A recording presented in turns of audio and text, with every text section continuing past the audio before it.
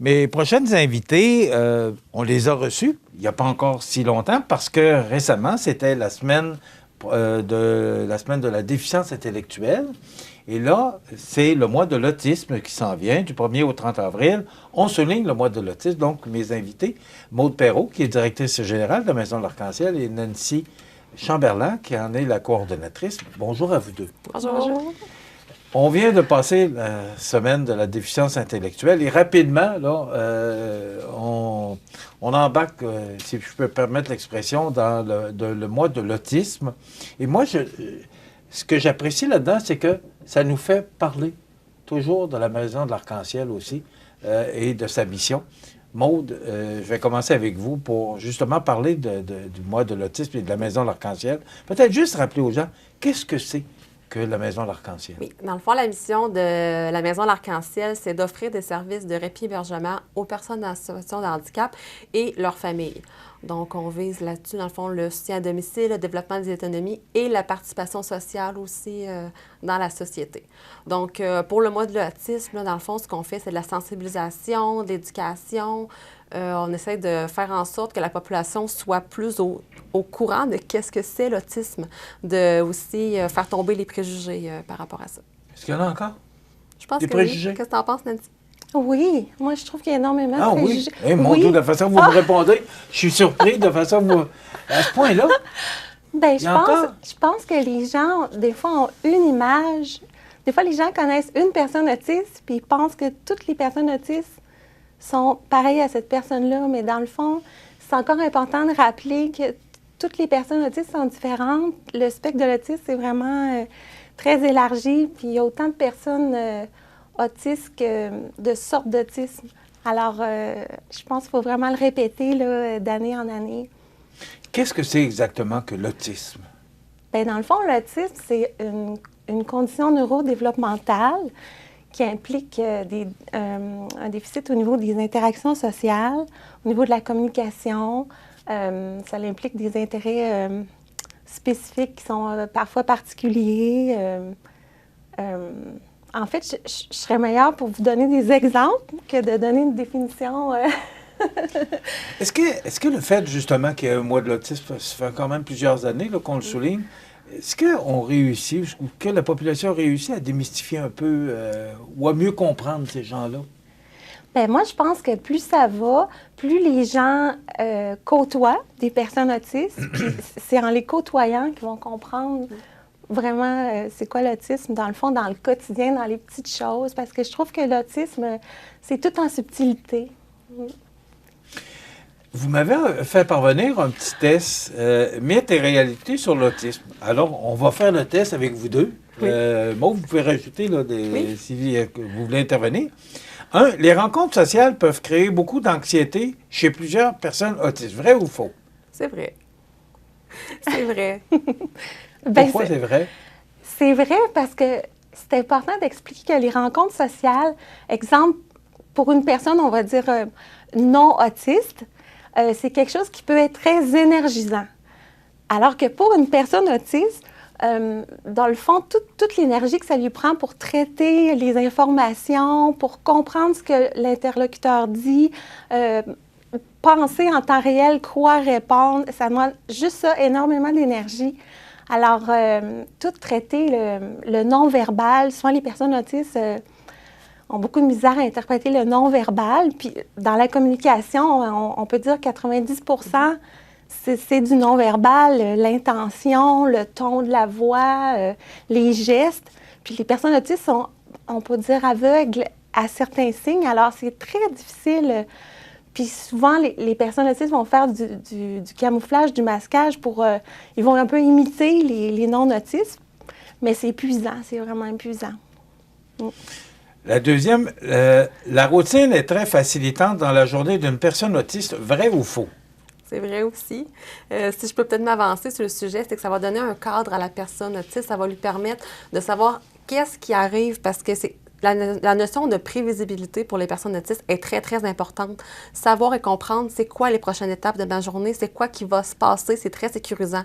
Donc, une routine qui est stable va leur permettre d'être beaucoup plus fonctionnelle aussi. L'autisme peut se manifester différemment chez les filles que chez les garçons, vrai ou faux? C'est vrai. Bien, moi, je trouve oui. ça, OK, c'est vraiment un point important. Comme Oui. vous, ça vous surprend. Hein? Oui. Oui, oui, mon Dieu, ça peut être vraiment différent. C'est important. Moi, je conseillerais aux filles, aux femmes autistes, de faire attention, de lire. Des fois, on va lire sur Internet toutes sortes d'informations, d'aller lire vraiment, si vous êtes une femme, sur le profil féminin, parce que ça peut être très, très différent à plein niveau. Si je prends juste au niveau des intérêts particuliers, souvent les filles vont passer en dessous du radar des diagnostics parce qu'ils vont aimer, exemple, les animaux, la lecture. C'est des intérêts qui sont partagés aussi par les non-autistes. Alors que les garçons, des fois, vont aimer des choses plus particulières. Par exemple, collectionner des roches ou des trucs qui sont moins socialement acceptables. Puis aussi, ce qu'on peut souligner, on a la campagne ici de la Fédération québécoise de l'autisme cette année qui ont fait un très grand effort, puis on l'apprécie, faire briller l'autisme dans toute sa diversité.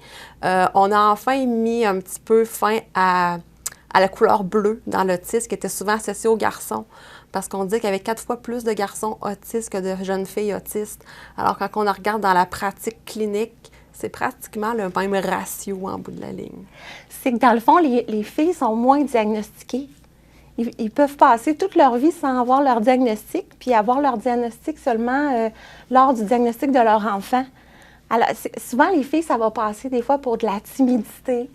Mais c'est de Oui, mais c'est de l'autisme. Je suis vraiment surprise On de ce que vous me pourra en dites. parler longtemps. Bon, je suis contente qu'on parle de ça.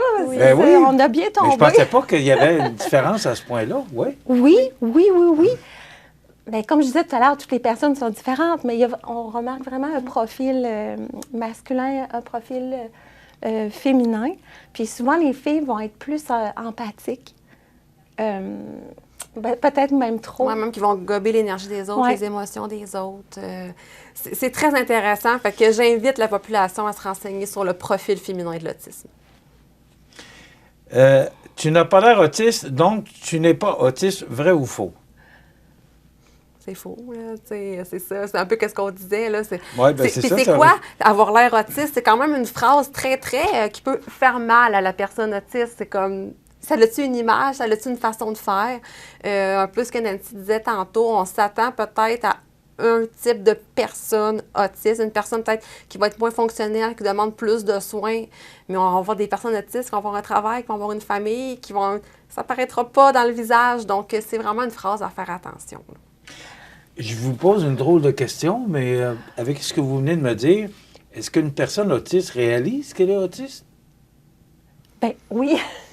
Ben, souvent, tu vas peut-être sentir une différence. La personne va sentir une différence. Elle va se sentir en décalage avec la population.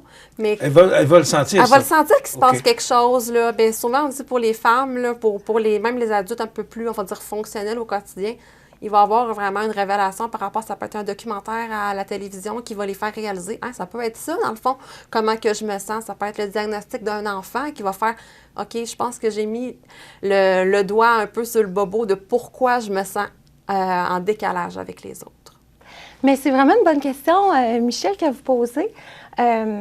Puis même, mon Dieu, j'ai perdu mon idée. Je trouvais ça tellement intéressant. Je voulais dire, toute la notion là, d'handicap invisible, là, c'est que la personne, à l'intérieur d'elle-même, c'est comme si elle sent qu'elle n'a pas le mode d'emploi au niveau des interactions sociales. Ça, c'est quelque chose qu'on entend souvent. C'est qu'au niveau des non-autistes, ça a l'air tellement facile, comme on disait tout à l'heure, d'engager une conversation, de discuter, mais la personne autiste, dès qu'elle est petite, elle sait que pour elle, c'est difficile, c'est comme pas automatique. Donc, elle ressent que c'est difficile de trouver les bons mots, là, parce que vous êtes plus compétente que moi dans le domaine, là, mais elle le ressent, ça. C'est ça, qu'il y a plus de défis, il y a plus d'efforts.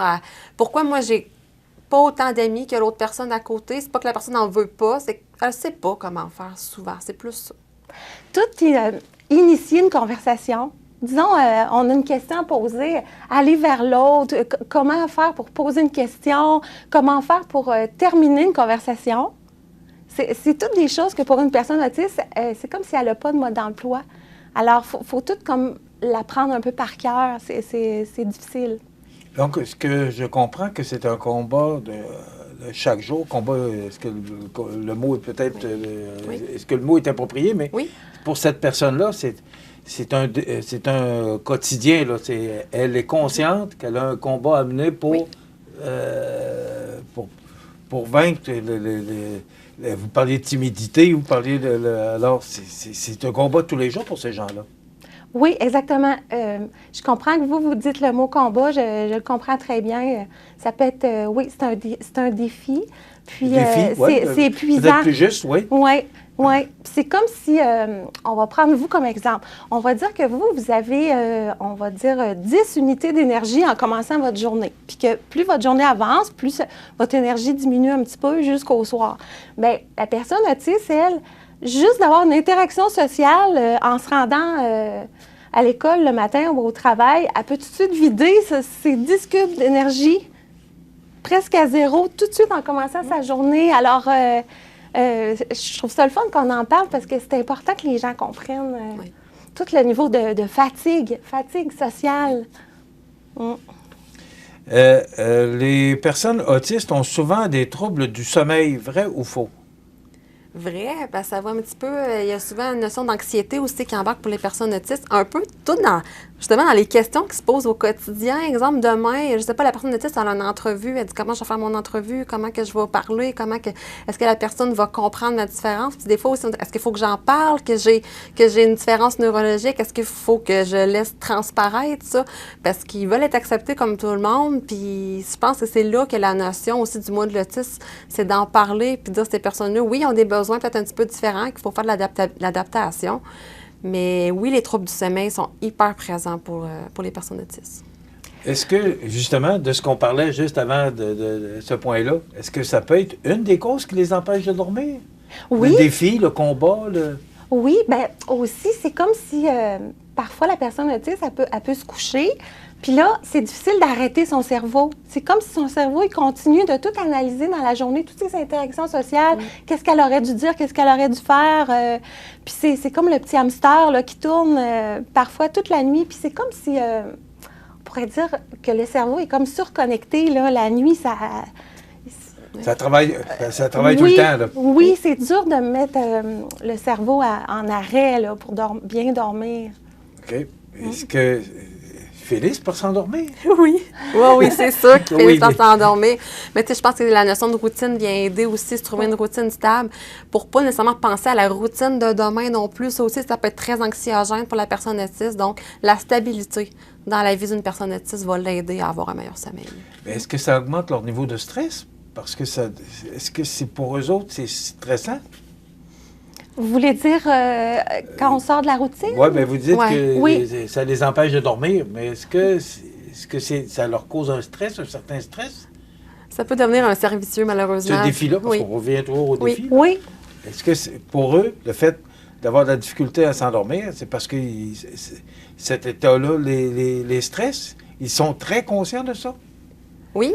Bien, les personnes qui sont, on va dire, qu'on dit de haut niveau dans le langage médical, là, c'est sûr qu'ils sont beaucoup plus conscients de leurs conditions. Donc, ils veulent davantage plaire, ils veulent davantage être comme tout le monde. Donc, c'est toutes les étapes de leur journée, de leur vie sociale. Qu'est-ce qu'il faut que je fasse pour être le plus accepté possible? C'est épuisant, c'est stressant, c'est anxiogène. Donc, ça vient un petit peu dans les facteurs. Le mois de l'autisme, faisons briller l'autisme dans toute sa diversité. C'est magnifique comme thème cette année et ça veut dire beaucoup de choses. Oui, puis je trouve ça le fun parce que je trouve que, sans le vouloir, vous avez abordé depuis le début plein de choses de la diversité là, avec nous, comme les femmes. C'est important de parler de toutes les variétés. Oui, c'est ça. On entend quoi, Nancy, par diversité? Bien, diversité, là, c'est, mon Dieu, la neurodiversité. C'est quelque chose de tellement important, puis que je trouve que, en tout cas, j'aimerais que dans l'avenir, la neurodiversité fasse vraiment partie de la société. Présentement, c'est comme si on a une société un peu plus neurotypique, Les personnes non autistes dans le langage, là, ou qui n'ont pas de conditions particulières. Là, qui forment un peu la majorité de la, on va dire, de la société. On parle moins des autres types, comme les personnes TSA, TDAH, j'ai de la Tourette, etc. Là. Oui. J'aurais continué le test parce qu'il y a encore beaucoup d'autres points, mais d'ailleurs, vous allez les entendre sur nos ondes là, tout le mois d'avril parce que on va parler du mois de l'autisme tout le mois d'avril à CMA TV. Merci d'avoir été avec nous, puis merci pour le travail que vous faites. Moi, je les vois là, tous les vendredis après-midi, là, parce qu'ils viennent jouer au hockey à l'occasion. Et je vois ces gens-là, puis ils ont de l'air tellement à s'amuser, tellement à s'émanciper. J'espère que j'utilise les bons termes, là, parce que je n'ai pas la compétence que vous avez, mais de voir ces gens-là rire, s'amuser, c'est ce que la Maison L'Arc-en-Ciel leur apporte, mais pas que ça, là, mais... c'est l'intégration sociale, c'est hyper important. Un univers, la Maison L'Arc-en-Ciel, moi je la définis un peu parce que c'est une cause qui me tient à cœur depuis plusieurs années. C'est un univers dans lequel ces gens-là ont de l'air à s'émanciper, à s'accomplir. Oui, Est-ce que j'utilise bien. des bons termes? Oui, c'est bien. Oui. Bravo pour ce que vous faites. La Maison L'Arc-en-Ciel, c'est l'adresse 25 avenue Sainte-Marie à Montmagny. 248-3055. Exactement. Hein, vous l'avez retenu.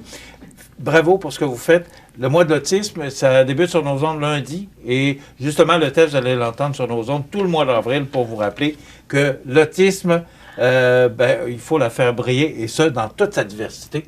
Utilisons le thème. Merci beaucoup d'avoir été avec nous. Merci. Nancy Chamberlain, coordonnatrice, et Maude Perrault, directrice générale. Je n'ai pas mon petit papier, mais je n'ai pas mes notes.